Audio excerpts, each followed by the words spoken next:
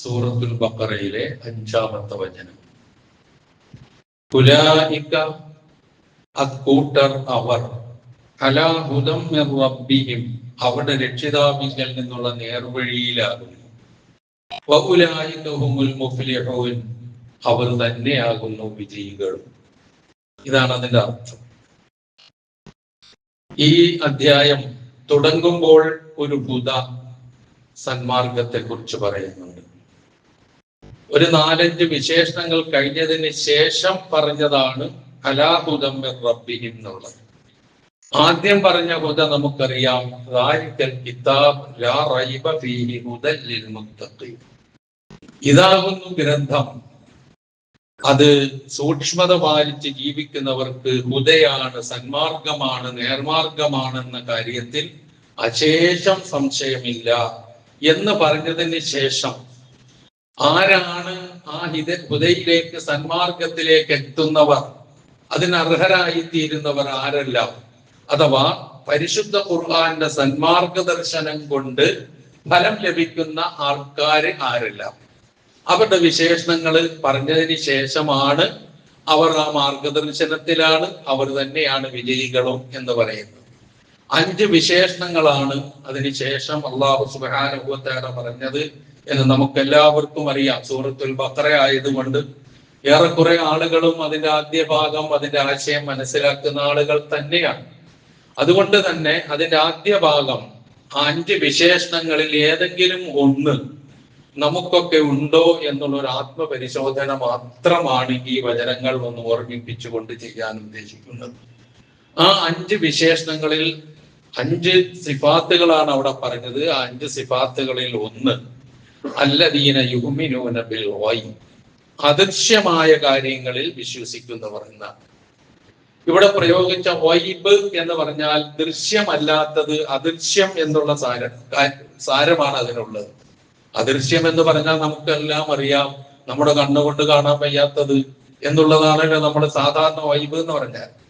ദൃശ്യമല്ലാത്തത്, അദൃശ്യം, അദൃശ്യത്തിൽ വിശ്വസിക്കുന്നവരാണ് അവർ ഒന്ന് എന്ന് പറഞ്ഞു. എന്താണ് ഈ ഗൈബ് അഥവാ അദൃശ്യം? അതിൽ എന്തെല്ലാം ഘടകങ്ങൾ വരുന്നു? അതിലൊന്ന് അള്ളാഹു തന്നെയാണ്.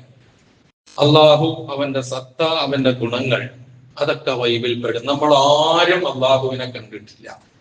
കാണണമെന്ന് ആഗ്രഹിക്കുന്നവരാണ്. അത് ഇവിടെ വെച്ച് നടക്കൂല. ഇവിടെ വെച്ച് നടക്കണമെന്ന് ആഗ്രഹിച്ചവർ അതിന്റെ മുന്നിൽ പരാജയപ്പെട്ട ചരിത്രം നമുക്കറിയാം.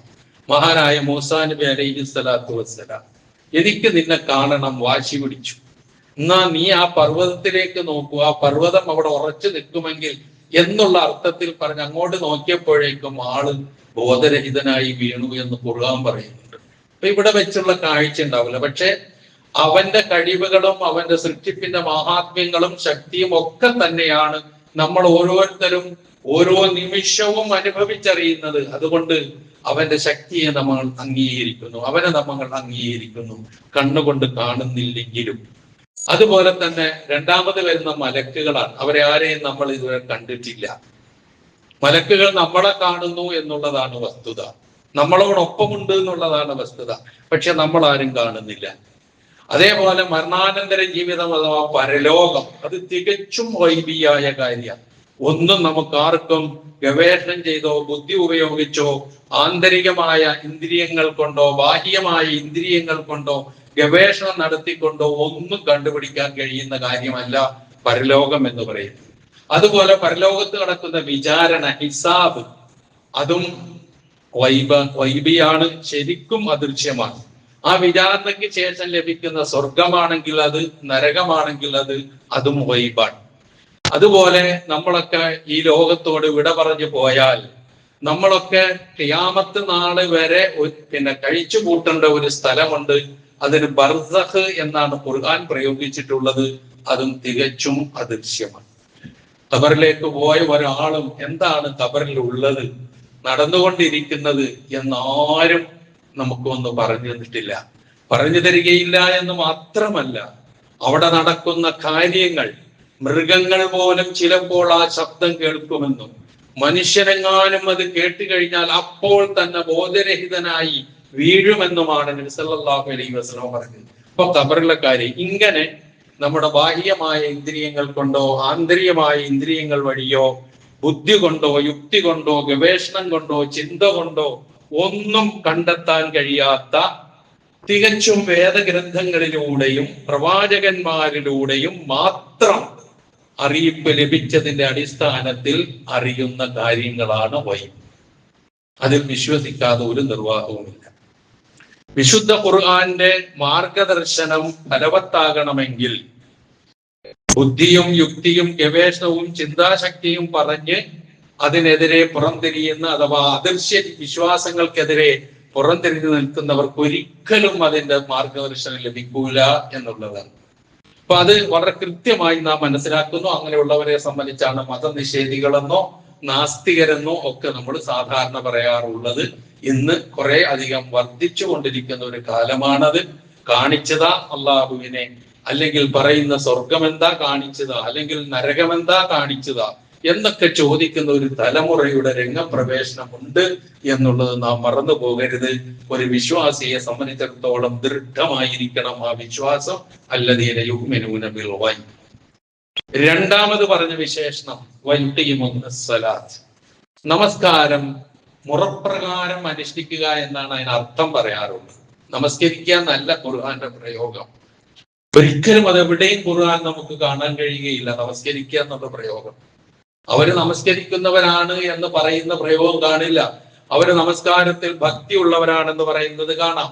നമസ്കാരത്തിൽ അശ്രദ്ധതയും അലസതയും കാണിച്ചാൽ നമസ്കരിക്കുന്നവർക്ക് നാശമാണെന്ന് പറയുന്നത് കാണാം. എന്നല്ലാതെ നമസ്കാരം എന്ന ഏറ്റവും ആരാധനകളിൽ അമലുസാലികളിൽ ഏറ്റവും മുന്നിട്ട് നിൽക്കുന്ന നമസ്കാരത്തെ കുറിച്ച് വിശുദ്ധ ഖുർആൻ പറയുന്നതെല്ലാം രണ്ട് പ്രയോഗമാണ് കാര്യമായി നമുക്ക് കാണാൻ കഴിയുക. ഒന്ന് യുഖീമൂന സലാത്ത്, അല്ലെങ്കിൽ അഖീമുസ്സലാത്ത്. മറ്റൊന്ന് ഹാഫിളു അല സലവാ അലാ സലാത്തിഹിം യുഹാഫിളൂൻ. ഇപ്പൊ അഖീമു എന്ന് പറഞ്ഞാലും ഹാഫിളു എന്ന് പറഞ്ഞാലും യുഖീമൂന എന്ന് പറഞ്ഞാലും യുഹാഫിളൂന എന്ന് പറഞ്ഞാലും എല്ലാത്തിന്റെയും ആശയം ഒന്നാണ്. കുറ്റമറ്റ നിലയിൽ മുറപ്രകാരം അതിന്റെ എല്ലാ നിബന്ധനകളും ഉൾക്കൊണ്ടുകൊണ്ട് കൃത്യമായി അനുഷ്ഠിച്ചു പോകുന്നവർ എന്നാണ് അതിന്റെ അർത്ഥം. ഇപ്പൊ റമദാൻ കഴിഞ്ഞു, നമസ്കാരം നിർത്തിവെക്കാൻ പറ്റൂല എന്നർത്ഥം. അപ്പൊ അത് മുഹാഫളത്തും അല്ല ഇഖാമത്തും അല്ല, അത് സദാ ഉണ്ടായിക്കൊണ്ടിരിക്കുകയും വേണം. ഖുർആൻ പരിശോധിച്ചാൽ യുഖീമൂന സലാത്ത എന്ന് പറയുന്നത് 6 സ്ഥലങ്ങളിൽ കാണാം. അവർ നമസ്കാരം കൃത്യമായി അനുഷ്ഠിക്കും. അഖീമുസ്സലാത്ത എന്ന കൽപ്പനാ രൂപത്തിൽ നിങ്ങൾ നമസ്കാരം കൃത്യമായി അനുഷ്ഠിക്കുക എന്ന് പറയുന്നത് 12 സ്ഥലങ്ങളിൽ കാണാം. അതുപോലെ തന്നെ അലാ സ്വലാത്തിഹിം യുഹാഫിളൂൻ, അവർ അവരുടെ നമസ്കാരത്തിന്റെ കാര്യത്തിൽ സൂക്ഷ്മതയുള്ളവരായിരിക്കും എന്ന് പറയുന്നത് 3 സ്ഥലങ്ങളിൽ കാണാം. ഹാഫിളു എന്ന പ്രയോഗം നമസ്കാരത്തിന്റെ കാര്യത്തിൽ നിങ്ങൾ അങ്ങേയറ്റം സൂക്ഷ്മത പുലർത്തണം എന്ന് പറയുന്ന 1 സ്ഥലത്ത് കാണാം. ഹാഫിളു അലാ സ്വലവാതി വസ്സലാത്തിൽ വുസ്താ വഖൂമു ലില്ലാഹി ഖാനിതീൻ എന്ന വചനമാണ്. ഇങ്ങനെ ഖുർആൻ നമസ്കാരവുമായി ബന്ധപ്പെട്ട് വരുന്ന പ്രയോഗങ്ങളിലൊക്കെ നമസ്കാരം കുറ്റമറ്റ നിലയിൽ മുറപ്രകാരം മുടങ്ങാതെ അനുഷ്ഠിച്ചു പോവുക എന്നത് പ്രയോഗം തന്നെയാണ്. അതാണ് രണ്ടാമത്തത്. അതിനെക്കുറിച്ച് നബി സല്ലല്ലാഹു അലൈഹി വസല്ലമയുടെ ഒരു പിടി വചനങ്ങളുണ്ട്. ഒരുപാടുണ്ട്, അതിലേക്കൊന്നും ഞാൻ കടന്നു പോകുന്നില്ല. 1-2 എണ്ണം ഓർമ്മിപ്പിക്കുക മാത്രം. നബി സല്ലല്ലാഹു അലൈഹി വസല്ലമ പറഞ്ഞു, മനുഷ്യർക്ക് അവരുടെ ദീനിൽ നിന്ന് ഏറ്റവും ആദ്യമായി അള്ളാഹു നിർബന്ധമാക്കി നിശ്ചയിച്ചത് നമസ്കാരമാണ്.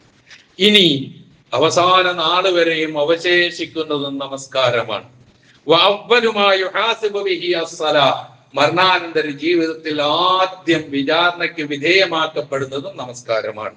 അപ്പൊ നമസ്കാരത്തിന്റെ ശ്രേഷ്ഠത, നമസ്കാരമാണ് ദീനിൽ ഏറ്റവും ആദ്യമായി എല്ലാ പ്രവാചകന്മാരുടെയും സമുദായങ്ങൾക്ക് നമസ്കാരമുണ്ട് എന്നുള്ളത് ഏറ്റവും ചുരുങ്ങിയത് സൂറത്തു മറിയം ഒന്ന് വായിച്ചു നോക്കുമ്പോൾ നമുക്ക് കാണാൻ കഴിയും. എല്ലാ പ്രവാചകന്മാരുടെയും ചരിത്രം പറയുന്നിടത്ത് നമസ്കാരവും നോമ്പും അവരവരുടെ ജനങ്ങളോട് കൽപ്പിച്ചിരുന്നു എന്ന് പറയാൻ ചിലപ്പോൾ ഈ കൂലത്തിലായിക്കൊള്ളണമെന്നില്ല, ഉണ്ടായിരുന്നു എന്നുള്ള കാര്യം ഉറപ്പാണ്. അപ്പൊ ആ നിലയിലാണ് നമസ്കാരത്തിന്റെ അവസ്ഥ. അതുപോലെ ഒരിക്കൽ നബി സല്ലല്ലാഹു അലൈഹി വസല്ലം എടുക്കൽ ഒരു മനുഷ്യൻ വന്നിച്ചിട്ട് 3 പ്രാവശ്യം ചോദിച്ചു, അള്ളാഹുവിന്റെ റസൂലെ അയ്യുൽ അഅ്മാലി അഫ്ളൽ, മനുഷ്യൻ ചെയ്യുന്ന പ്രവൃത്തികളിൽ ഏറ്റവും ഉദാത്തമായ ശ്രേഷ്ഠമായ അമൽ ഏതാണ്? 3 സന്ദർഭങ്ങളിൽ നബി സല്ലല്ലാഹു അലൈഹി വസല്ലമയുടെ മറുപടി ഒന്ന് മാത്രമായിരുന്നു, അസ്സലാ അസ്സലാ അസ്സലാ. 3 സന്ദർഭങ്ങൾ. നാലാമത് അദ്ദേഹം ചോദിച്ചു, പിന്നെന്താണെന്ന് ചോദിച്ചു. അപ്പോൾ നബി സല്ലല്ലാഹു അലൈഹി വസല്ലം പറഞ്ഞു, തുമ്മൽ ജിഹാദു ഫീ സബീലില്ലാഹ്, അള്ളാഹുവിന്റെ മാർഗത്തിലുള്ള ജിഹാദ്.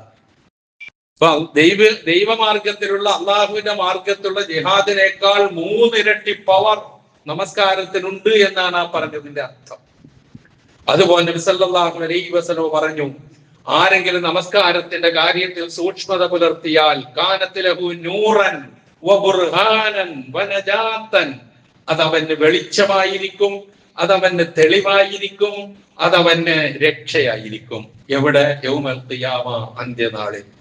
മറിച്ച് വല്ലം യുഹാഫിദ് അലൈഹ, അതിന്റെ കാര്യത്തിൽ സൂക്ഷ്മത പുലർത്താതെയാണ് പോകുന്നതെങ്കിൽ ലം യകുൽ ലഹു നൂറുൻ വലാ ബുർഹാനും വലാ നജാത്ത്, അതവന് വെളിച്ചവുമാവില്ല, തെളിവുമാവില്ല, രക്ഷയുമാവില്ല.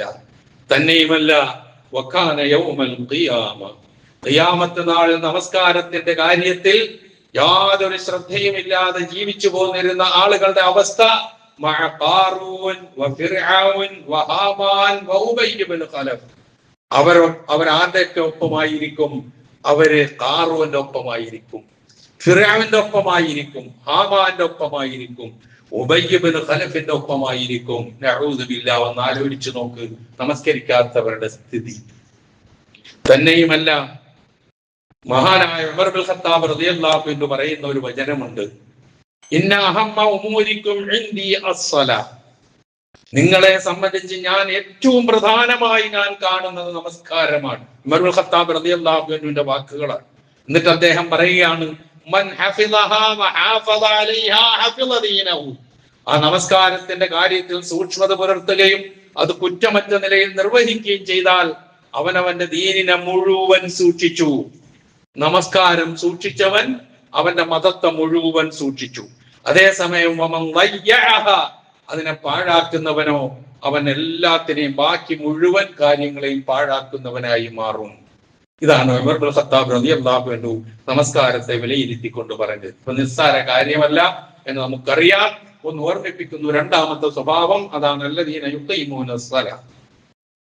മൂന്നാമത്തത് വമിമ്മാ റസഖ്നാഹും യുൻഫിഖൂൻ, അവർക്ക് നാം നൽകിയതിൽ നിന്ന് ചെലവഴിക്കുന്നവരാണ്. അവിടെയും ശ്രദ്ധിക്കേണ്ടതുണ്ട്. ധനത്തിൽ നിന്ന് ചെലവഴിക്കുന്നവരെന്നല്ല അള്ളാഹു പറയാം. ഖുർആനിൽ എവിടെയും അത് കാണാൻ കഴിയില്ല. വിശുദ്ധ ഖുർആന്റെ പ്രയോഗം മുഴുവനും ധനത്തെ സംബന്ധിച്ച് പറയുന്നിടത്തെല്ലാം നാം നൽകിയത് എന്നല്ലാതെ അള്ളാഹു പറഞ്ഞിട്ടില്ല. കാരണം അത് നമ്മളെ വലിയൊരു ചിന്തയിലേക്കും ബോധത്തിലേക്കുമാണ് കൊണ്ടുപോകുന്നത്. അള്ളാഹുവിൻ്റെതാണ് ധനം, ഞാനത് കൈകാര്യം ചെയ്യുന്നവനാണുള്ള ബോധം എന്നെ മറ്റുള്ളവരിലേക്ക് എന്റെ കൈ നീളാൻ വഴിയൊരുക്കും. ഇല്ലെങ്കിൽ ഞാൻ സ്വാർത്ഥനും പിശുക്കനുമായി മാറും. അതില്ലാതിരിക്കാൻ ആ ബോധ്യം നമുക്കുണ്ടാക്കുകയാണത്. ഈ ധനം മുഴുവനും അള്ളാഹു നൽകിയതാണ്, നീ അധ്വാനിച്ചതാണ്, നീ കച്ചവടം ചെയ്തതാണ്, നീ പല കാര്യങ്ങളിലും ഒഴുകി പിന്നെ അള്ളാഹു അനുവദിച്ച മാർഗങ്ങളിലൂടെ നീ ഇങ്ങനെ നേടിയതാണ്. പക്ഷേ അതുകൊണ്ടൊന്നും ഇത് നിനക്ക് കിട്ടിക്കൊള്ളണമെന്നില്ല. ഇത് നമ്മൾ നൽകിയതാണ്, നാം നൽകിയതാണ്. ഞാൻ റമളാനിൽ അത് വളരെ വിശദീകരിച്ച കാര്യമാണ്, അതിലേക്ക് ഞാൻ പോകുന്നില്ല. അപ്പൊ അതുകൊണ്ട് ആ ഒരു പ്രയോഗം, നാം നൽകിയതിൽ നിന്ന് ചെലവഴിക്കുക. മൂന്നാമത്തെ സ്വഭാവം ധനത്തിൽ നിന്ന്, അള്ളാഹു നൽകിയ ധനത്തിൽ നിന്ന് ചെലവഴിക്കുക എന്ന് പറയുന്ന മൂന്നാമത്തെ വിശേഷണമാണ്. ആർക്ക്? ഖുർആൻ കൊണ്ട് മാർഗദർശനം ലഭിക്കുന്ന അവന്റെ മൂന്നാമത്തെ വിശേഷണം. തന്നെയുമല്ല, അത് നമുക്കറിയാം, സക്കാത്ത്, ദാനധർമ്മങ്ങൾ, ഇതെല്ലാം ഉണ്ട്. അതിന് പുറമെ നാം ഒന്ന് ആലോചിക്കുക. നമ്മുടെ ജീവിതത്തിൽ നബി സല്ലല്ലാഹു അലൈഹി വസല്ലം പറഞ്ഞു, സബ്ഉൻ യജ്രി ലിൽ അബ്ദി അജ്റുഹുന്ന വഹുവ ഫീ ഖബ്രിഹി ബഅദ മൗതിഹി. 7 കാര്യങ്ങൾ ഒരു മനുഷ്യൻ മരിച്ചു കഴിഞ്ഞാൽ അതിന്റെ പ്രതിഫലം അവന്റെ ഖബറിലേക്ക് ഒഴുകും. യജ്രി എന്ന പ്രയോഗമാണ് പ്രവാചകൻ നടത്തിയത്. ഒരു മനുഷ്യൻ അവന്റെ മരണത്തിന്റെ ശേഷം അവന്റെ ഖബറിലേക്ക് 7 കാര്യങ്ങളുടെ പ്രതിഫലം ഒഴുകിക്കൊണ്ടിരിക്കും. എന്നുവെച്ചാൽ മുറിഞ്ഞു പോകൂല, കിട്ടിക്കൊണ്ടേയിരിക്കും. അതിനാണ് നമ്മൾ സാധാരണ ജാരിയത്തുൻ സദഖത്തുൻ ജാരിയ എന്ന് നമ്മൾ പറയാറുള്ളത്. അതിലൊന്ന് മൻ അല്ലമ ഇൽമൻ, ആർക്കെങ്കിലും എന്തെങ്കിലും പഠിപ്പിച്ചു കൊടുക്കുക. മൻ അല്ലമ ഇൽമൻ, അതിന്റെ പ്രതിഫലം മരിച്ചു കഴിഞ്ഞാലും ഖബറിലേക്ക് ഒഴുകിക്കൊണ്ടിരിക്കും. ഔ അജ്റാ നഹ്റൻ, അല്ലെങ്കിൽ ആവശ്യമുള്ള സ്ഥലത്ത് വെള്ളത്തിന് വേണ്ടി ഒരു പുഴ ഉണ്ടാക്കി വെള്ളം ഒഴുക്കി കൊടുത്തു, അവനും അതിന്റെ പ്രതിഫലം ആ പുഴ ഒഴുകും പോലെ ആ പ്രതിഫലം അവൻ ഒഴുകിക്കൊണ്ടിരിക്കും. ഔ ഹഫറ ബിഅറൻ, അല്ലെങ്കിൽ ഒരു കിണർ കുഴിച്ചു കൊടുത്തു വെള്ളത്തിന് വേണ്ടി. ഒരു കിണർ, വെള്ളം അത്യാവശ്യമായ സ്ഥലത്ത് ഒരു കിണർ കുഴിച്ചു കൊടുത്തു, അതിന്റെ പ്രതിഫലവും ഒഴുകിക്കൊണ്ടിരിക്കും. അല്ലെങ്കിൽ ഒരു ഈത്തപ്പന നട്ടുപിടിപ്പിച്ചു. അത് റസൂല് അത് പറയുന്ന സമയത്ത് അവിടെ നഖലാണുള്ളത്, ഇവിടെ ഈത്തപ്പന ഇല്ല, അതുകൊണ്ട് നടാൻ പറ്റൂലല്ലോ എന്ന് വിചാരിക്കേണ്ട. ഒരു വൃക്ഷം നടുക, എന്നിട്ട് ആ വൃക്ഷം നിലനിൽക്കുക, അതിൽ നിന്ന് കായ്കനികൾ ഉണ്ടാവുക, അത് എല്ലാത്തിനും ഉപകാരപ്പെടുക. ആ നിലയിൽ ഒരു വൃക്ഷം നട്ടുപിടിപ്പിക്കുക. ഔ ബന മസ്ജിദൻ, അല്ലെങ്കിൽ ഒരു പള്ളി നിർമ്മിച്ചു കൊടുക്കുക. ഔ വറസ മുസ്ഹഫൻ, അല്ലെങ്കിൽ അള്ളാഹുവിന്റെ ഗ്രന്ഥമായ വിശുദ്ധ ഖുർആന്റെ കോപ്പി മുസ്ഹഫ് അത് അനന്തരമായി കിട്ടത്തക്ക നിലയിൽ അത് ഹദിയ ചെയ്യുക, അത് നൽകുക. ഔ തറക വലദൻ യസ്തഗ്ഫിറു ലഹു ബഅദ മൗതി, അല്ലെങ്കിൽ തന്റെ മരണത്തിന് ശേഷം തനിക്ക് വേണ്ടി പാപമോചനത്തിന് തേടുന്ന ഒരു മകനെ, ഒരു സന്താനത്തെ ബാക്കിയാക്കുക. ഈ 7 കാര്യങ്ങൾ ഒരു മനുഷ്യന് കിട്ടുമോ എങ്കിൽ ഏതെങ്കിലും ഒന്ന് അവനുണ്ടോ, അവന്റെ ഖബറിൽ അവന്റെ മരണത്തിന് ശേഷം അതിന്റെ പ്രതിഫലം ഒഴുകിക്കൊണ്ടേയിരിക്കും. ഈ പറയുന്ന എനിക്കും ഈ കേൾക്കുന്ന നിങ്ങൾക്കും ഈ 7-ൽ എന്തുണ്ട്? നാം ഇതുവരെ സമ്പാദിച്ചതിൽ, ധനം കൊണ്ട് സമ്പാദിച്ചതിൽ എന്തുണ്ട് എന്നുള്ള ഒരു ആത്മപരിശോധന ഈ സന്ദർഭത്തിൽ നന്നായിരിക്കും. ഒഴുകണ്ടേ മരണശേഷം ഖബറിലേക്ക് പ്രതിഫലം ഒഴുകണം, അതേ ഉണ്ടാവുകയുള്ളൂ, വേറെ ഒന്നും ഉണ്ടാവില്ല. ഇവിടെ കെട്ടിപ്പടുത്തതൊക്കെ ഇവിടെ പോകും, അത് നമ്മുടെ പിൻഗാമികൾ കൈകാര്യം ചെയ്യും, നമ്മൾ ആലോചിക്കുക പോലുമില്ല. മുമ്പൊരു ഖുത്ബയിൽ ഞാൻ ഉണർത്തിയതുപോലെ മരിച്ചു കഴിഞ്ഞാൽ കിടന്ന ബെഡ് പോലും നമുക്ക് തരില്ല നമ്മുടെ മക്കൾ, അത്രയും അവർ മാറ്റിക്കളയും. എങ്കിൽ ഇങ്ങനെയുള്ളതൊക്കെ നമുക്കൊന്ന് കണ്ടുവെച്ചുകൂടെ നമ്മുടെ ജീവിതത്തിൽ? ഈ പറഞ്ഞ 7 കാര്യങ്ങൾ ഞാൻ റിപ്പീറ്റ് ചെയ്യുന്നില്ല. അങ്ങനെയുള്ള എന്തെങ്കിലും ഒന്ന് നമ്മുടെ ജീവിതത്തിൽ ബാക്കിയാക്കി വെച്ച് മരിച്ചു പോകുമ്പോൾ നമ്മുടെ ഖബറിലേക്ക് അതിന്റെ പ്രതിഫലം ഇങ്ങനെ ഒഴുകി വരുന്ന അവസ്ഥയെ കുറിച്ച് സഹോദരി സഹോദര നമ്മൾ ആലോചിക്കേണ്ടതുണ്ട്, ചിന്തിക്കേണ്ടതുണ്ട്. ഏതെങ്കിലും ഒന്ന്, അതാണ്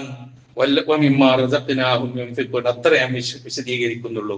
അടുത്ത 4-മത്, വല്ലദീന യുമിനൂന ബിമാ ഉൻസില ഇലൈക വമാ ഉൻസില മിൻ ഖബ്ലിക്, നിങ്ങൾക്ക് താങ്കളിലേക്ക് അവതരിപ്പിക്കപ്പെട്ടത്, താങ്കൾക്ക് മുമ്പുള്ളവർക്ക് അവതരിപ്പിക്കപ്പെട്ടത്, അതിലെല്ലാറ്റിലും വിശ്വസിക്കുന്നവരായിരിക്കും അവർ. വല്ലാത്ത ഒരിതാണ് ഒരു മുസ്ലിമിനെ സംബന്ധിച്ചിടത്തോളം. മുഹമ്മദ് നബി സല്ലല്ലാഹു അലൈഹി വസല്ലമയുടെ ഉമ്മത്താണല്ലോ ഏറ്റവും അവസാനത്തെ ഉമ്മത്ത്. ആ ഉമ്മത്തുകൾപ്പെട്ടവരാണ് നമ്മളൊക്കെ. ആ ഉമ്മത്തുകളെ സംബന്ധിച്ചിടത്തോളം അവർക്ക് കിട്ടുന്ന ഏറ്റവും വലിയ സൗഭാഗ്യമാണ് മുമ്പ് വന്ന പ്രവാചകന്മാരെ മുഴുവനും അംഗീകരിക്കാൻ കഴിയുക, മുമ്പ് വന്ന പ്രവാചകന്മാരിലൂടെ ലഭ്യമായ വേദഗ്രന്ഥങ്ങളെ മുഴുവനും സാക്ഷാത്കരിക്കാനും അതിൽ വിശ്വസിക്കാനും അത് അംഗീകരിക്കാനുമുള്ള സൗഭാഗ്യം ഉണ്ടാവുക. നമ്മളൊന്ന് ആലോചിച്ചു നോക്ക്. ഈസാ നബി അലൈഹി സ്വലാത്തു വസ്സലാമയുടെ ജനതയ്ക്ക്, അന്ന് ജീവിച്ചിരുന്ന ജനതയ്ക്ക് ഖുർആനിനെ സംബന്ധിച്ച് ഈ ഒരു സൗഭാഗ്യമില്ല.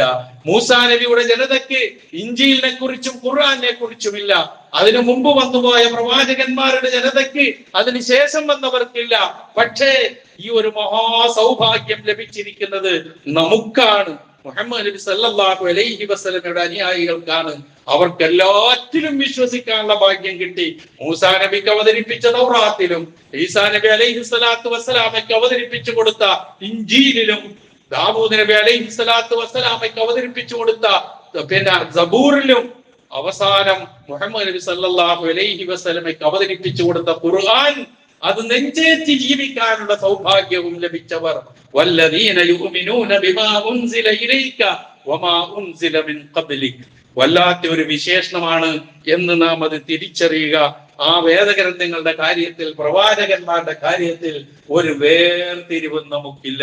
മൂസാ നബിയെയും ഈസാ നബിയെയും ഇബ്രാഹിം നബിയെയും ആദൻ നബിയെയും നൂഹ് നബിയെയും വന്നുപോയ ലക്ഷക്കണക്കിന് പ്രവാചകന്മാർ, ഖുർആനിൽ പേരെടുത്ത് പറഞ്ഞിട്ടുള്ള 25 പ്രവാചകന്മാർ, അവർക്ക് നൽകപ്പെട്ടിട്ടുള്ള വേദഗ്രന്ഥങ്ങൾ, ഏടുകൾ, ഇതിലെല്ലാത്തിലും ഈ പ്രഖ്യാപനത്തിന് ഭാഗ്യം സിദ്ധിച്ചവരാണ് നാം. ആ ഭാഗ്യം നമ്മൾ അങ്ങനെ തന്നെ കാത്തു സൂക്ഷിക്കണം. അതാണ് വല്ലദീന യുമിനൂന ബിമാ ഉൻസില ഇലൈക വമാ ഉൻസില മിൻ ഖബ്ലിക എന്ന് പറഞ്ഞ 4-മത്തെ സ്വഭാവം. 5-മത്തെ സിഫത്ത്, വിശേഷണം, വബിൽ ആഖിറതി ഹും യൂഖിനൂൻ. മരണാനന്തര ജീവിതത്തിൽ, പരലോകത്തിൽ ദൃഢമായി വിശ്വസിക്കുന്നവരായിരിക്കും അവർ.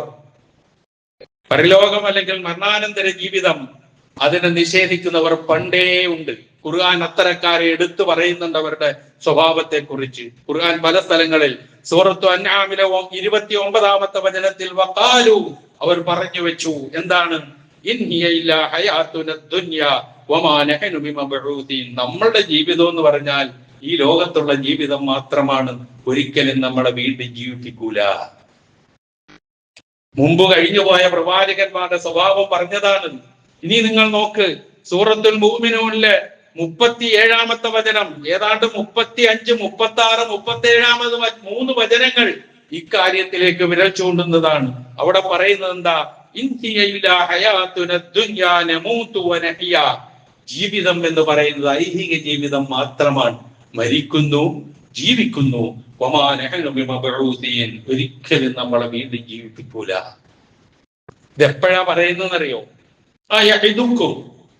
ഒരു പ്രവാചകൻ വന്ന ജനങ്ങളോട് മരണശേഷം മരണാനന്തര ജീവിതമുണ്ട്, ആഖിറത്തുണ്ട്, പരലോകമുണ്ട്, വിചാരണയുണ്ട്, ശിക്ഷാരക്ഷകളുണ്ട്, ജീവിതം നന്നാക്കണം എന്ന് ഓർമ്മിപ്പിച്ചപ്പോൾ ആ പ്രവാചകനോട് ചോദിക്കുന്നതാണ്, അയഇദുക്കും, നിങ്ങളോട് അയാൾ കരാർ ചെയ്യുകയോ?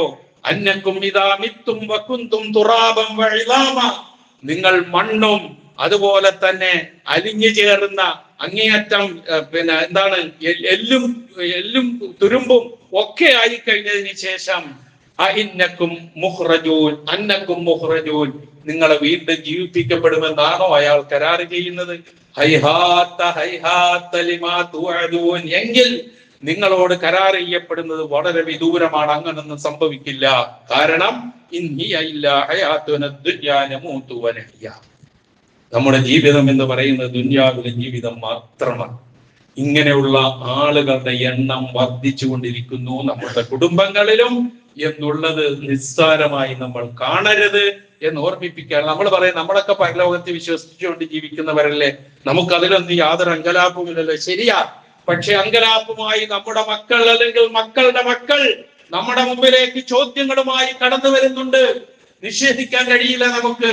അതുകൊണ്ടാണ് ഇത്തരം വിഷയങ്ങൾ നാം ഒന്ന് തറവാക്കണം എന്നുള്ള അർത്ഥത്തിൽ തന്നെയുമല്ല, മനുഷ്യൻ മരണാനന്തര ജീവിതത്തെ കുറിച്ച് വളരെ മോശമായ നിലയിൽ അള്ളാഹുവിന് ഉപമ പറഞ്ഞതിനെ കുറിച്ച് സൂറത്ത് യാസീനിന്റെ അവസാന ഭാഗം അത് തന്നെ അള്ളാഹു പറഞ്ഞത്, അവലം യറൽ ഇൻസാൻ അന്നാ ഖലഖനാഹു മിൻ നുത്ഫത്തിൻ ഫൈദാ ഹുവ ഖസീമുൻ മുബീൻ വളറബ ലനാ മഥലൻ വനസിയ ഖൽഖഹു ഖാല മൻ യുഹ്യിൽ ഇളാമ വഹിയ റമീം. റസൂലിന്റെ കാലത്ത് എല്ലും കഷ്ണം പിടിച്ചുകൊണ്ട് ചോദിച്ച ചോദ്യമാണിത്. മരിച്ചുപോയ ഒരു മനുഷ്യന്റെ എല്ലും കഷ്ണം എടുത്ത് കയ്യിൽ പിടിച്ചുകൊണ്ട് ചോദിച്ച ചോദ്യമാണിത്. അതിനെക്കുറിച്ച് അള്ളാഹു പറഞ്ഞത്, മനുഷ്യൻ കണ്ടില്ലേ, അവന് നാം സൃഷ്ടിച്ചിരിക്കുന്നത് ഇന്ദ്രിയത്തുള്ളിയിൽ നിന്നാണ്. പിതാവിൽ നിന്ന് വിസർജിക്കപ്പെടുന്ന ഒരു ഇന്ദ്രിയത്തുള്ളിയിൽ നിന്നാണ് അവനെ നാം സൃഷ്ടിച്ചത്. എന്നിട്ട് ഇക്കോലത്തിൽ അവനെ ആക്കി, അവന് വേണ്ടതെല്ലാം നൽകി, അവന് വേണ്ട സൗകര്യങ്ങളൊക്കെ കൊടുത്തു, ബുദ്ധിശക്തി കൊടുത്തു, കാഴ്ച ശക്തി കൊടുത്തു, കേൾവി ശക്തി കൊടുത്തു, ഗ്രഹണശക്തി കൊടുത്തു, ചിന്താശക്തി കൊടുത്തു, അങ്ങനെ എന്തൊക്കെയുണ്ടോ അത് അവൻ ആവശ്യമുണ്ടോ അതൊക്കെ നാം നൽകി. ഇപ്പോൾ അവന്റെ സ്വഭാവം നോക്കൂ, ഫൈദാഹു ഖസീമുൻ മുബീൻ. അവനാണ് ഇപ്പം വലിയ താർക്കികനായി എഴുന്നേറ്റ് നിൽക്കുന്നത്, വലിയ വെല്ലുവിളിയുമായി നിൽക്കുന്നത് അവനാണ്. എന്നിട്ട് അവന്റെ സൃഷ്ടിപ്പിനെ മറന്നിട്ട് അവൻ നമുക്ക് ഉപമ കാണിക്കുകയാണ്. എന്ത്? എല്ലും കഷ്ണം എടുത്ത് പിടിച്ചിട്ട് ഈ നുരുമ്പിയെ എല്ലാണോ വീണ്ടും ജീവിപ്പിക്കുക? ആരാണ് ജീവിപ്പിക്കുക? പ്രവാചകരെ, ആദ്യമാരാണോ അതിനെ സൃഷ്ടിച്ചത് അവനെ വീണ്ടും സൃഷ്ടിക്കാൻ കഴിവുള്ളവനാണ് അവൻ എന്ന് പറഞ്ഞു കൊടുക്കുന്നു.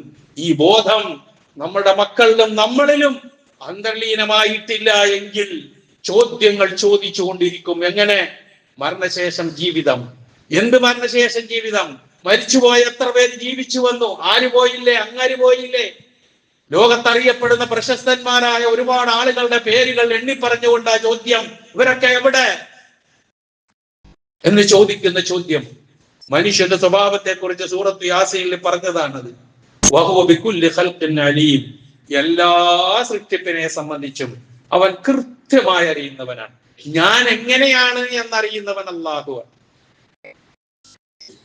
ഞാൻ ഇനി എങ്ങനെ ആകണം എന്നുള്ളതും അള്ളാഹുവാണ്. എന്റെ അവസാന നിമിഷം എങ്ങനെയാകണമെന്ന് തീരുമാനിക്കുന്നത് അള്ളാഹുവാണ്. അപ്പൊ എന്നെ കുറിച്ച് എല്ലാം അറിയാം. നമ്മൾ ഓരോരുത്തരെ കുറിച്ചും അറിയാം. ഈ പ്രപഞ്ചത്തിൽ ജീവിച്ചു പോയ സർവ്വ മനുഷ്യരെ കുറിച്ചുമുള്ള എല്ലാ വിവരവും അറിയാം. അവന്റെ രൂപമറിയാം, അവന്റെ ഭാവമറിയാം. കാരണം അവനാണ് സൃഷ്ടിച്ചത്. അതാണ് കാരണം. എന്നിട്ട് അതേപോലെ ആക്കാൻ ആദ്യം സൃഷ്ടിച്ചവന് വല്ല ബുദ്ധിമുട്ടുണ്ടാവുമോ? ഖുർആന്റെ ചോദ്യം അതാ. എന്നിട്ട് സൂറത്ത് യാസീൻ അവസാനം നമുക്കറിയാം,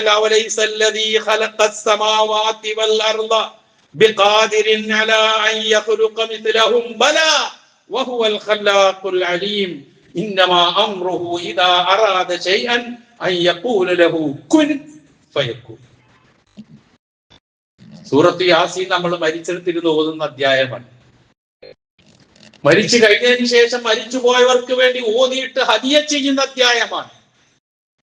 ജീവിച്ചിരിക്കുമ്പോൾ കൊടുക്കാനുള്ളതാണെന്ന് ആ അധ്യായം തന്നെ പറയുന്നു. ഖുർആൻ കൃത്യമായി പറയുന്നുണ്ടല്ലോ, ഇത് ജീവിച്ചിരിക്കുന്നവർക്ക് താക്കീത് നൽകാൻ വേണ്ടിയിട്ടുള്ളതാണ് എന്ന് പറയുന്നത് സൂറത്ത് യാസീന.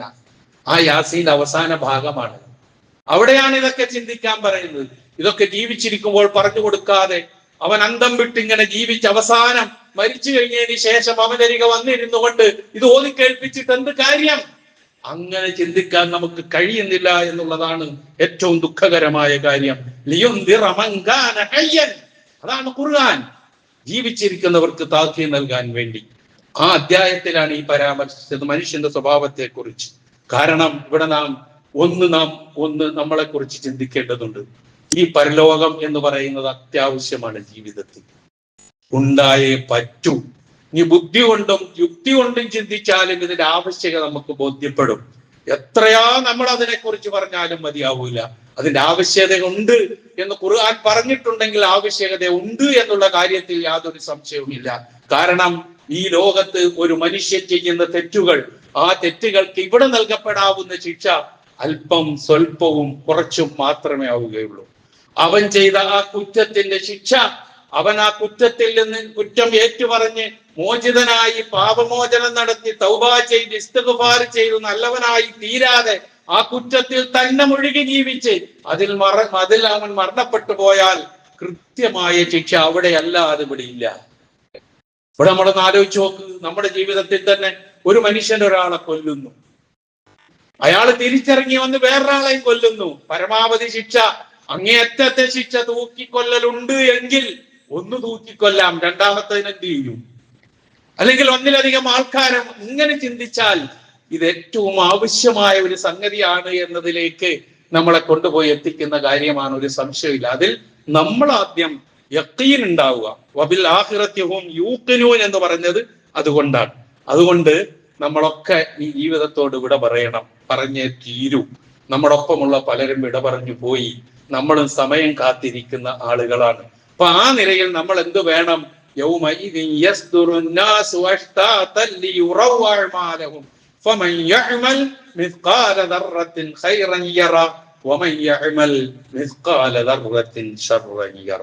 പരലോകത്തിന്റെ ആവശ്യകത, ആ യഖീൻ എന്ത് വേണം എന്നുള്ളതാണ്. അന്ന് നമ്മളെല്ലാവരും വിഭിന്ന കക്ഷികൾ, വിഭിന്ന ഗ്രൂപ്പുകളായി അള്ളാഹുവിന്റെ മുമ്പിലേക്ക് വരും. എന്തിന്? അവരവരുടെ അമലുകൾ കാണിച്ചു കൊടുക്കാൻ വേണ്ടിയിട്ട്. ഞാൻ ചെയ്ത അമല് കാണിക്കാൻ വേണ്ടി നമ്മൾ ഓരോരുത്തരും ചെയ്ത അമലുകൾ കാണിക്കാൻ നമ്മൾ ഓരോരുത്തരും. അങ്ങനെ അള്ളാഹു നോക്കുമ്പോൾ അണുത്തൂക്കം നന്മയാണോ അതവിടെ കാണാം, അതല്ല അണുത്തൂക്കം തിന്മയാണോ അതും അവിടെ കാണാം എന്ന് പറഞ്ഞ ആ ഒരു അവസ്ഥയിലേക്ക് നീങ്ങുന്നവരും നീങ്ങേണ്ടവരുമാണ്. നീങ്ങിപ്പോയിട്ടുണ്ട് നമ്മുടെ മുൻഗാമികൾ. നമ്മളൊക്കെ നീങ്ങേണ്ടവരാണ്. നമ്മുടെ പിന്നിൽ വരുന്നവരും നീങ്ങേണ്ടവർ. ഇതിൽ നിന്ന് ആരും രക്ഷപ്പെടൂല. അതുകൊണ്ട് ആ പരലോകമാണ്, നന്മകളിൽ ഉറച്ചു നിൽക്കാൻ പരലോക ബോധമാണ് നമുക്ക് പ്രചോദനം നൽകുക. ഇതാണ് വേദഗ്രന്ഥം ഏറ്റവും ആധികാരികമായി എടുത്തു പറയുന്ന കാര്യം. അള്ളാഹുവിന്റെ ഏകത്വം, പ്രവാചകന്മാരുടെ ആഗമനം, അതുപോലെ തന്നെ മരണാനന്തര ജീവിതത്തിന്റെ ആവശ്യകത, ഈ മൂന്ന് കാര്യങ്ങളും ഉൾപ്പെടുത്തിക്കൊണ്ട് അതിൽ വരുന്ന മറ്റ് കർമ്മകാര്യങ്ങളും അമലുസാലിഹികളും കൂടി ഉൾപ്പെടുത്തിക്കൊണ്ട് അത് ദൃഢമായി ഈ പറഞ്ഞ വിശേഷണങ്ങൾ ഉൾക്കൊണ്ടു പോകുന്നവരാരോ അവർക്കാണ് ഈ ഗ്രന്ഥം കൊണ്ട് മാർഗദർശനം ലഭിക്കുക. അവരാണ് അവസാനം വിജയത്തിൽ എത്തിത്തീരുകയും ചെയ്യുക എന്ന് സൂറത്തുൽ ബഖറയിലെ 5-ാമത്തെ വചനം പറഞ്ഞ ഉലൈക അലാ ഹുദം മിർ റബ്ബിഹിം വഉലൈക ഹുമുൽ മുഫ്ലിഹൂൻ. വിശുദ്ധ ഖുർആന്റെ ഈ മഹത്തായ മാർഗദർശനം ഉൾക്കൊണ്ടുകൊണ്ട് മുത്തഖീങ്ങളും മുഫ്ലിഹീങ്ങളുമായി അള്ളാഹുവിന്റെ യഥാർത്ഥ മാർഗത്തിൽ ജീവിക്കുന്നവരായി തീരാനുള്ള സർവ്വ തൗഫീഖും എനിക്കും നിങ്ങൾക്കും അല്ലാഹു സുബ്ഹാനഹു വ തആല പ്രദാനം ചെയ്തു തരുമാറാകട്ടെ. പരിശുദ്ധ ഹജ്ജ് കർമ്മത്തിന് വേണ്ടി അപേക്ഷകൾ നൽകി സെലക്ഷൻ കിട്ടി, പ്രൈവറ്റ് ഗ്രൂപ്പുകളിൽ പോകാനുള്ള തയ്യാറെടുപ്പുകൾ നടത്തി പരിശുദ്ധ ഹജ്ജ് കർമ്മത്തിന് പോകാൻ ഒരുങ്ങിയിരിക്കുകയാണ് നമ്മുടെ സമൂഹത്തിലെ നല്ലൊരു ശതമാനം ആളുകൾ. അതിന് ഭാഗ്യം സിദ്ധിച്ചവർ ആരാണോ അതിന് ഭാഗ്യം സിദ്ധിച്ചത് അവർ സൗഭാഗ്യവാന്മാരാണോ എന്ന് സംശയമില്ല. ഹജ്ജായിരുന്നാലും ഉംറയായിരുന്നാലും അള്ളാഹുവിന്റെ വിളിക്ക് ഉത്തരം ചെയ്തുകൊണ്ടാണ് പോകുന്നത്. വിളിക്കുന്നത് അള്ളാഹു, വിളിച്ചത് അള്ളാഹുവാണ്, ഉത്തരം ചെയ്യുന്നത് നമ്മളാണ്. എവിടത്തേക്കാണ് അള്ളാഹു വിളിച്ചത്? അവന്റെ ഭവനത്തിലേക്കാണ്. നാം നമ്മുടെ ഭവനത്തിലേക്ക് ഒരാളെ അതിഥിയായി ക്ഷണിച്ചു വരുത്തിയാൽ ആ അതിഥിയുടെ ആതിഥേയത്വം, ആതിഥ്യം എത്ര നന്നാക്കാൻ നമ്മൾ നോക്കുമെന്ന് ആലോചിച്ച് നോക്കും. ഏറ്റവും നല്ല ഭക്ഷണം കൊടുക്കും, ഏറ്റവും നല്ല സമീപനവും ഏറ്റവും നല്ല ഇടപെടലുകളും ഒക്കെ നമ്മൾ നടത്തും. നല്ല ഭക്ഷണമൊക്കെ കഴിച്ച് സന്തോഷത്തോടു കൂടി അതിഥി പോകും. അള്ളാഹു അവന്റെ ഭവനത്തിലേക്ക്, കഅബയിലേക്കാണ് നമ്മളെ വിളിച്ചിരിക്കുന്നത്. ആ കഅബയിലേക്ക് അതിഥികളായിട്ടാണ് നമ്മൾ ചെല്ലുന്നത്. നമ്മളുടെ ആതിഥ്യം അള്ളാഹു വലിയ സന്തോഷത്തോടു കൂടിയാണ് സ്വീകരിക്കുക. അതാണ് ഹജ്ജിന്റെയും ഉംറയുടെയും സവിശേഷത. അള്ളാഹു നമുക്ക് നൽകുന്ന ആതിഥ്യം എന്താണ്? പാപമോചനമാണ്. ഒരു മനുഷ്യന്റെ ആയുസ് മുഴുവൻ ചെയ്ത പാപങ്ങൾക്ക് മോചനമാണ് ഹജ്ജ്. സ്ത്രീകളെ സംബന്ധിച്ചിടത്തോളം ഹജ്ജ് എന്ന് പറയുന്നത് അവരുടെ ജിഹാദാണ്. മഹാനായ പ്രവാചകൻ തിരുമേനി സല്ലല്ലാഹു അലൈഹി വസല്ലമയോട് ആയിഷ റളിയല്ലാഹു തആല അൻഹ ചോദിച്ചു, ഏറ്റവും ശ്രേഷ്ഠമായ അമലായി ജിഹാദിനെ ഞങ്ങൾ കാണുന്നു, ഞങ്ങൾ ജിഹാദ് ചെയ്യട്ടെ എന്ന് ചോദിച്ചപ്പോൾ പ്രവാചകന്റെ മറുപടി, ലാകിൻ അഫ്ളലുൽ ജിഹാദി ഹജ്ജും മബ്റൂർ. ഏറ്റവും ശ്രേഷ്ഠമായ ഹജ്ജ്, ഏറ്റവും ശ്രേഷ്ഠമായ ജിഹാദ് മബ്റൂറായ ഹജ്ജാകുന്നു എന്ന് നബി സല്ലല്ലാഹു അലൈഹി വസല്ലമ മറുപടി കൊടുത്തു. അത്ര ശ്രേഷ്ഠമായ കാര്യം ആയുസ്സിൽ ഒരിക്കൽ മാത്രമേ നിർബന്ധമുള്ളൂ. പിന്നെ ചെയ്യാൻ കഴിയുന്നവർക്കൊക്കെ പോയി ചെയ്യാം, അത് വേറെ കാര്യം. ഒരു കാര്യം മാത്രം ഈ സന്ദർഭത്തിൽ ഞാൻ സൂചിപ്പിക്കുന്നു. നബി സല്ലല്ലാഹു അലൈഹി വസല്ലം പറഞ്ഞ ഇമാം ഹാക്കിം ഉദ്ധരിച്ച ഒരു ഹദീസിൽ കാണാം ഒരു ഹാജിയുടെ പ്രാർത്ഥനയുടെ അങ്ങേറ്റത്തെ കുറിച്ച്. അല്ലാഹുമ്മ ഗ്ഫിർ ലിൽ ഹാജ് വലിമൻ ഇസ്തഗ്ഫറ ലഹുൽ ഹാജ്. ഹജ്ജിന് പോകുന്ന ഒരാൾക്ക് നീ പുറത്തു കൊടുക്ക അല്ലാഹുവേ. ആ ഹജ്ജിന് പോകുന്ന ആള് ആർക്ക് വേണ്ടി പാപമോചനം തേടുന്നുവോ അവന് പുറത്തു കൊടുക്ക അല്ലാഹുവേ. ഇതാണ് ഒരു ഹാജിയുടെ ശ്രേഷ്ഠത. ഹജ്ജ് ചെയ്യാൻ പോകുന്ന ഒരാൾ അവിടെ ചെന്ന് അയാളുടെ പാപമോചനത്തിന് വേണ്ടി പ്രാർത്ഥിക്കുന്നു, അല്ലാഹു ഇത് സ്വീകരിക്കുന്നു. ഇവിടെ നിന്ന് പറഞ്ഞു വിടുന്ന, വസിയ്യത്ത് ചെയ്ത് വിടുന്ന ആൾക്കാർക്കുടെ പാപമോചനത്തിന് വേണ്ടി പ്രാർത്ഥിക്കുന്നു, അതും അല്ലാഹു സ്വീകരിക്കുന്നു. ഇതിലും വലിയ സൗഭാഗ്യം വേറെ എന്തെന്നാണ്. ആ ഹജ്ജ് അത്ര ശ്രേഷ്ഠതയുള്ളതാണ്, ജീവിതത്തൊരിക്കൽ ലഭിക്കുന്നതാണ്. കഴിയുന്നിടത്തോളം അനുഭവത്തിൽ നിന്നുകൂടി ഞാൻ പറയട്ടെ, ആരോഗ്യമുള്ളപ്പോൾ പോയി ഹജ്ജും ഉംറയും ചെയ്യണം. 989 ആദ്യമായി ഹജ്ജിന് പോയി, അതിനുശേഷം പല പ്രാവശ്യം പോയി. പക്ഷെ ഈ കഴിഞ്ഞ ദിവസങ്ങളിൽ ഉംറക്ക് പോയി. കഴിയുന്നില്ല, അന്നത്തെ പോലെ കഴിയൂല. നമ്മളൊക്കെ ചെയ്യുന്ന എന്താ? അങ്ങോട്ടായി എല്ലാം കഴിഞ്ഞ് മക്കളെയും കെട്ടിച്ച് പേരക്കിടാങ്ങളെയും കെട്ടിച്ച് ഇനി ഒരു പണിയുമില്ല, എന്നാ ഒന്ന് ഉംറക്ക് പോകാം. അപ്പോഴത്തേക്ക് കാല് കുഴഞ്ഞിട്ടുണ്ടാകും, നടുവേദന വന്നിട്ടുണ്ടാകും, തവാഫ് ചെയ്യാൻ പറ്റാതെ വരും.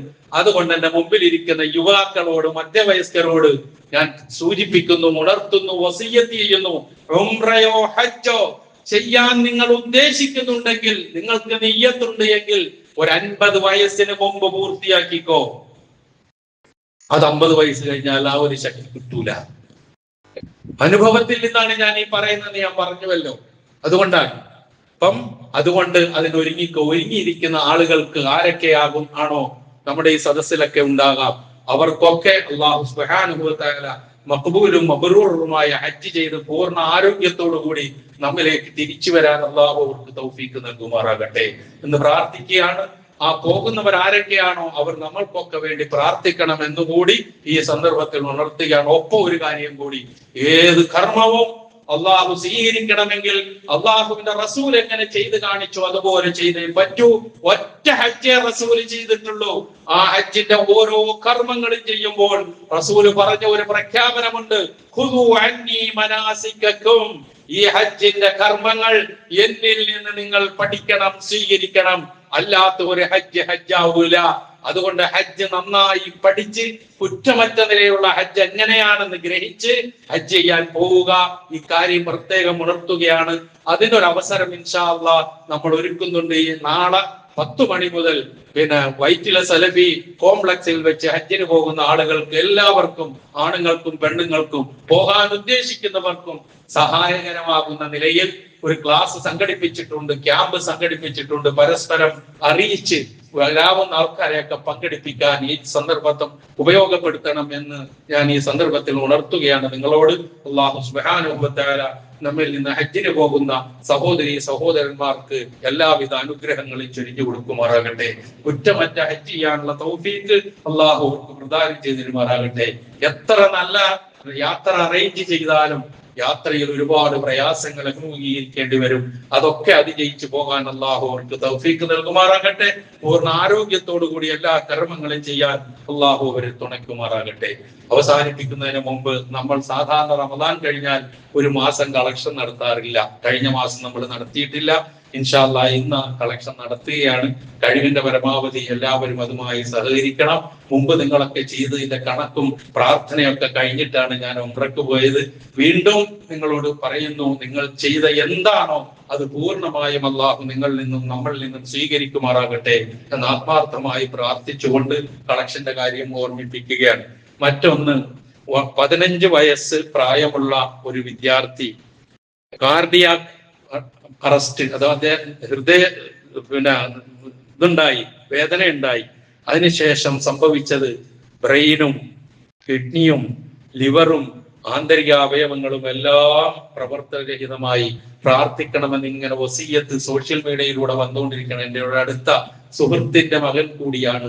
അല്ലാഹു സുബ്ഹാനഹു വ തആല ആ കുട്ടിക്ക് പൂർണ്ണ ആരോഗ്യം നൽകി, സിഹത്തും ആഫിയത്തും നൽകി, എല്ലാ അവയവങ്ങളും അങ്ങേയറ്റം പ്രവർത്തനക്ഷമതയോട് നൽകി ആ കുട്ടിയെ ആ മാതാപിതാക്കൾക്കും ഈ സമൂഹത്തിനും അള്ളാഹു തിരിച്ചു നൽകുമാറാകട്ടെ എന്ന് നമുക്ക് പ്രാർത്ഥിക്കാം. നിങ്ങളുടെയൊക്കെ പ്രാർത്ഥനയിൽ ഉണ്ടാകണം. അതുപോലുള്ള അവസ്ഥയിൽ നിന്ന് നമ്മുടെ മക്കളെയും പേരക്കിടാക്കളെയും എല്ലാവരെയും അള്ളാഹു കാത്തുരക്ഷിക്കുമാറാകട്ടെ എന്ന് പ്രാർത്ഥിക്കുകയും ചെയ്യുന്നു. അള്ളാഹു സുബ്ഹാനഹു വ തആല അറിഞ്ഞോ അറിയാതെയോ നമ്മിൽ നിന്ന് വന്നുപോയ എല്ലാ തെറ്റുകുറ്റങ്ങളും അള്ളാഹു നമുക്ക് പുറത്തു മാറ്റാക്കി തരുമാറാകട്ടെ.